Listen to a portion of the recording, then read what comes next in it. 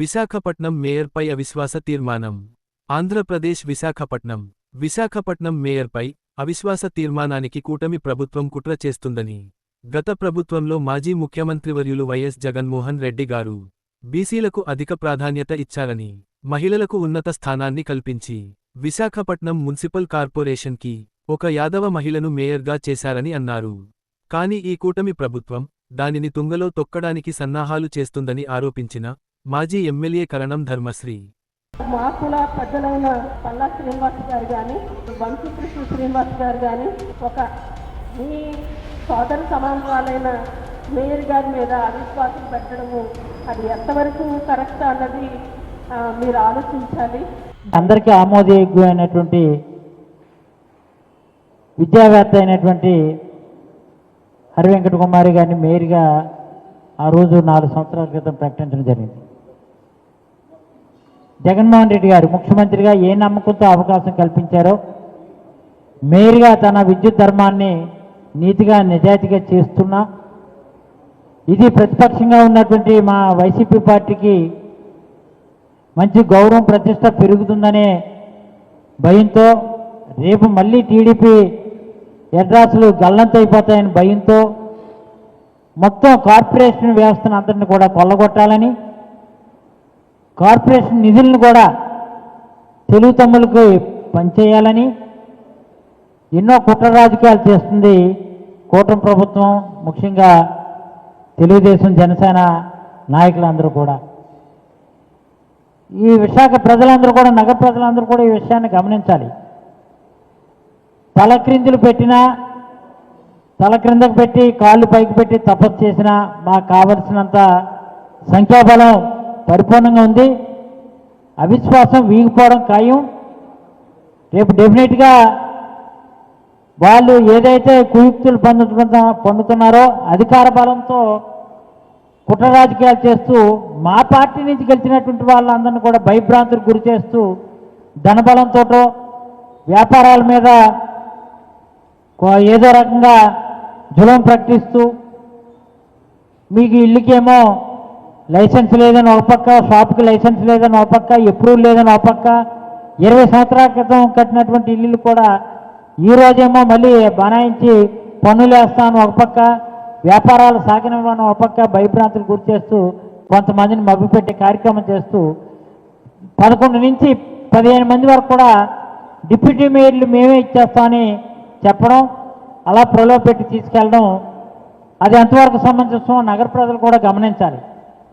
డెఫినెట్గా ఈరోజు చెప్తున్నాం, ఎవరు ఎన్ని అనుకున్నా సరే హరివెంకట కుమారి గారు మేయర్ గారు తప్పనిసరిగా మరో 11 మాసాలు అంటే 5 సంవత్సరాలు కంప్లీట్గా పదవి కాలం సంపూర్ణంగా ఆవిడ పూర్తి చేసి విజయం సాధించడం జరుగుతుంది.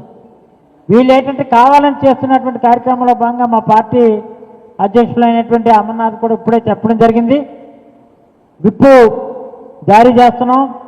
ఆ రోజు తక్షణమే ఎవరైతే పార్టీకి వ్యతిరేకంగా కానీ మా పార్టీ సభ్యులు 58 మందిలో ఎవరైనా పాల్గొన్నట్లయితే వాళ్ళపై తగు చర్యలు వెంటనే కలెక్టర్ గారు ఎలక్షన్ ఆఫీసర్గా ఆ రోజు సాయంత్రం 5 గంటలకే ఇమీడియట్గా చర్య తీసుకోవాలి. అవసరమైతే లంచ్ మోషన్ మూవ్ చేసినా సరే, మరి ఈ విషయంలో అధికార పార్టీకి తొత్తుగా ఏ అధికారులు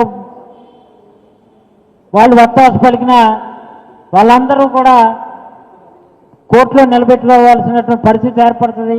కాబట్టి ఈ విషయంలో అధికారులు అధికార పార్టీకి తొత్తులుగా పనిచేయకుండా ఈ అవిశ్వాస తీర్మానం అనేది ఏంటంటే సంఖ్యాబలం లేకపోయినా వాళ్ళు ప్రలోభ పెట్టి భయపెట్టి వస్తున్నటువంటి దాన్ని పూర్తిగా ఐడెంటిటీ కార్డులు అన్నీ కూడా వెరిఫై చేసి ఎవరు హాజరవుతున్నారు ఎవరు హాజరవ్వలేదో గమనించి పూర్తిగా ప్రజాస్వామ్యబద్ధంగా రేపు మీరు ఎన్నికల నోటీస్ ఇచ్చినటువంటి 19వ తారీఖున ప్రజాస్వామ్యబద్ధంగా నిర్వహించాలని, ఇందులో మా పార్టీకి వ్యతిరేకంగా కానీ ఎవరు పాల్గొన్న వాళ్ళపై తగు చర్యలు వెంటనే తీసుకోవాలని మీడియా ముఖంగా ఈరోజు తెలియజేసుకుంటూ సెలవు తీసుకుంటున్నాను.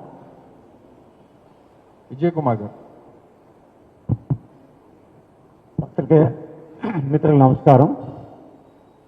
గౌరవ మేయర్ గారు, మాజీ మంత్రి అమర్నాథ్ గారు, మాజీ ప్రభుత్వ ప్రధానమంత్రి గారు ఆ విషయాలు మాట్లాడడం జరిగింది.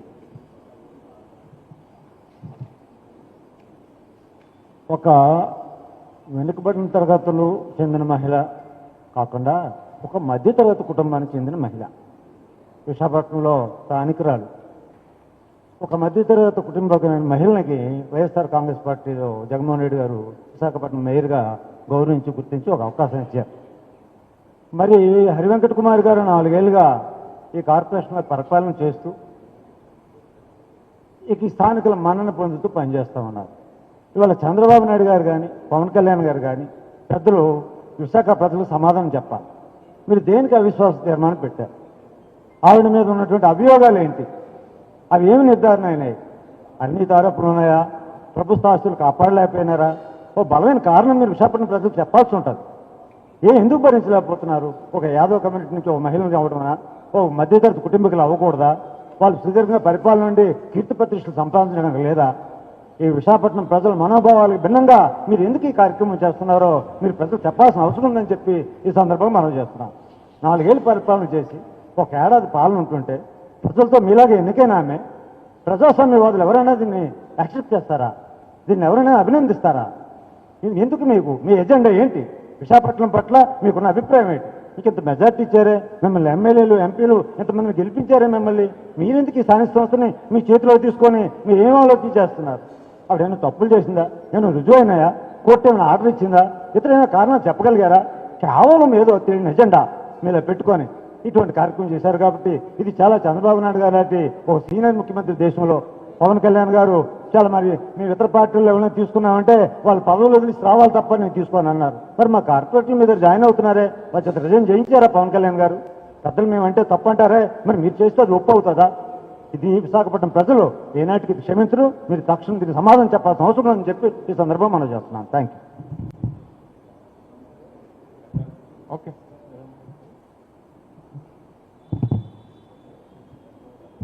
అందరికీ నమస్కారం.